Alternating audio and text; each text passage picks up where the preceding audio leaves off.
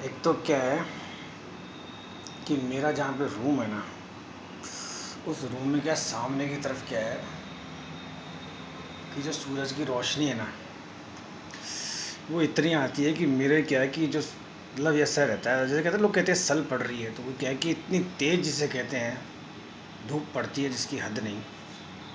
और आप तो वो जो मंत्र है ना, हरे हरे कृष्ण कृष्ण हरे हरे, हरे हरे राम राम हरे हरे, हरे कृष्ण हरे कृष्ण कृष्ण हरे हरे, हरे राम राम हरे हरे। अब बताओ यार, मेरे को मतलब एक ये महामंत्र, अच्छा इसमें तो हनुमान चालीसा में मैंने क्या शॉर्टकट अपनाया था कि एक जगह शर्त लगी थी, तो मैंने जो पीछे का पोर्शन था ना, पवन तनय संकट हरण मंगल मूर्ति रूप राम लखन सीता सहित हृदय स्वरूप भूप, ऐसे काम चलाया।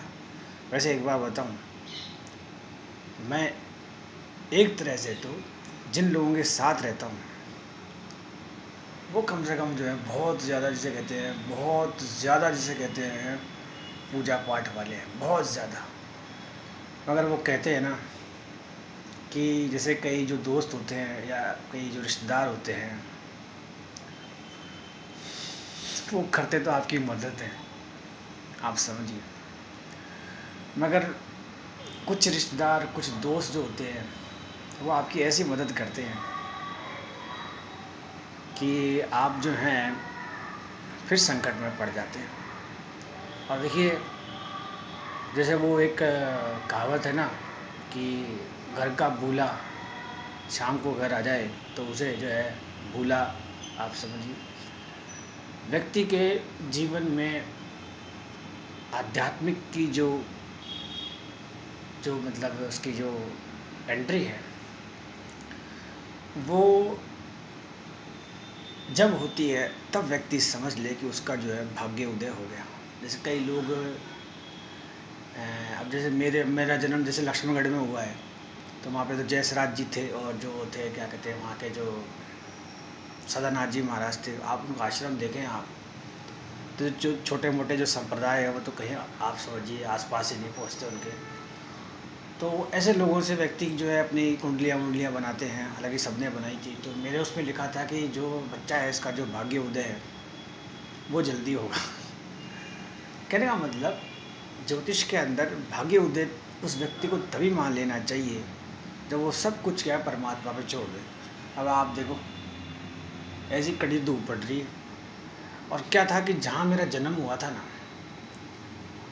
तो वहाँ जहाँ जन्म हुआ था हमारे जैसे घर के ठीक सामने जिनका मकान था वो रामचंद्र जी थे, और रामचंद्र जी थे, और अब क्या था, मलकू प्रमोद उनके नाम थे, एक ताई जी भी थी, उनकी बेटी थी रचना थी, सरिता थी, और एक क्या उन बेटे का नाम मुकेश था। ऐसे सब सिस्टम था। पास में जो मकान था वो मैं किसी वो भी किसी मैनेजर का था। तो आप सोच, अच्छा जो सामने वाले मकान है उसकी मैं आपको थोड़ा बताऊँ कि उस मकान में जो रामचंद्र जी थे ना, वो बड़े विद्वान थे, बड़े ज्ञानी थे, टीचर शिक्षक थे। तो उनके घर में सारा सामान होता था, जैसे ये जो आज बच्ची है टाइपराइटर, और जो होम्योपैथी की दवाई, और कभी तो वो च्यवनप्राश बनाते थे, कभी तो जैसे कभी मैं जब तो जैसे कढ़ाई के अंदर चिलड़ा गाय पालते थे गेट के ऊपर ही। फिर वो क्या है कि वो जो मंदिर था सदानाथ जी का, उस आश्रम में वो सेवा करते थे। और उनकी एक जो बहुत बड़ी सेवा थी ना, वो सेवा थी उनकी माँ की। उनकी माँ का क्या है कि जैसे मेरी तरह आप समझते हैं, प्लस उनकी जो बहन थी, अच्छा उनकी जो बहन थी ना, देखिए उनकी जो उन्होंने सेवा करी, तो कुछ चीज़ें ऐसी होती हैं। तो हो सकता है कि जैसे मेरे पिताजी, दादाजी, जैसे मेरी बुआ, तो वो असर क्या है कि इन पे आया, और मेरे पिताजी जैसे घबरा गए, तो उन्होंने क्या है कि मेरे अंदर जो है ये पूजा पाठ का प्रवेश। अच्छा हमारे क्या है कि नहीं तो मेरे दादाजी ने कभी अगरबत्ती फेरी, और नहीं मेरे कभी पिताजी ने, अच्छा ये कभी रसोई में भी नहीं गए। बट ये है कि बाकी जैसे हमारे जो भी है, जैसे आप जिनको ये वास्तु विशेषज्ञ ज्ञाता जो जो कहते हैं ये क्या है कि शाम को रोटी पोते हैं। मैं बताऊँ, बेचारे शाम को जब काम करके आते हैं तो ये रोटी पोते हैं, कासन चूल्हा चौका सब करते हैं, कपड़े धोते हैं, और क्या करते हैं। हाँ, तो जैसे फिर मैं इनके साथ रहा तो इन्होंने मेरा भी काम करा। अब क्या यार, अब जैसे बेलन चकला जब काला काम है, थोड़ा टिपिकल है, पर ठीक है, थोड़ा थोड़ा ये भी सीख लेंगे। तो मेरी बात कहाँ थी? हाँ, भाग्य उदय पे थी।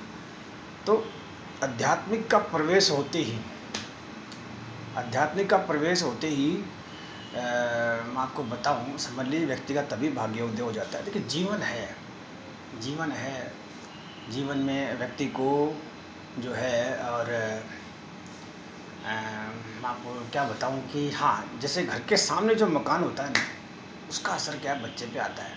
फॉर एग्ज़ाम्पल, जैसे मेरे घर के सामने तो कैसा बढ़िया से बढ़िया मकान है, बढ़िया जैसे कैसे पैसे वाले हैं। एक जो सबसे जो कहते हैं ना कि अ, हाँ, वो जो रामचंद्र जी थे, उन्होंने च्यवनप्राश कई बार मुझे भी खिलाया था। आप समझिए, कई बार जैसे वो अपनी बहन के, अच्छा, बहन के लिए तो खाना ऐसा होता है, जैसे मैं थर्ड फ्लोर पर बैठा हूँ ना, तो उनकी बहन के लिए जैसे खाने में प्लेट आती थी, तो कहने का मतलब ये है कि यार, वो उनको हम बुआ जी कहते थे, बावड़ी बुआ जी खावे खोर। कहने का मतलब ये बचपन की लीला है। अच्छा, मैं क्या करता था, सुबह उठता था, पीछे हमारे बाड़ी थी, इतना लंबा जाना फ्रेश होने, फिर आना, फिर स्कूल भी मेरी पटरियों के पार थी। आप समझिए, उस बगड़िया जो थी, उस सब ने मैं पढ़ाई करी, पर ठीक है। आध्यात्मिक का प्रवेश जैसे आज मैं जैसे 43 का हो गया, ठीक है। और प्लस ये है कि इस आध्यात्मिक में ये है कि अगले मुझे लेके जाते हैं, लाते हैं, और बस यही है, प्रभु की लीला है।